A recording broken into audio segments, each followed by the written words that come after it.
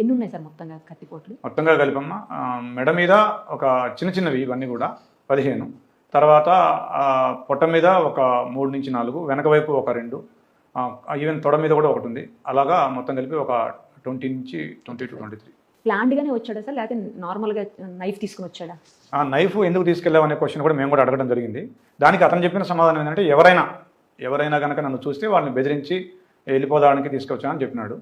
కానీ మాకు అనిపించింది ఏంటంటే అతనికి ఆ ఆలోచన ఉంది, దాడి చేయాలనే ఆలోచన ఉందని మాకు అనిపించింది. అమ్మాయిని చంపేసిన తర్వాత కత్తి కూడా వీళ్ళ ఇంట్లోనే వాటర్ సింక్ దగ్గరికి అడిగాడు. కరెక్ట్, మేము కూడా అది అడిగాము.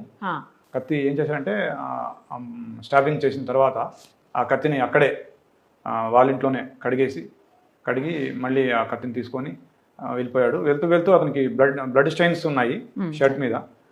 ఇంట్లోకి వెళ్ళే ముందు వాళ్ళ నాన్న సిస్టర్ ఉంటారు. సో కాబట్టి వాళ్ళు చూడకుండా ఒక షర్ట్, ఆరేసిన టీ షర్ట్ ఒకటి తీసుకుని ఆ దడ్డం పెట్టుకుని వెళ్ళిపోయాడు.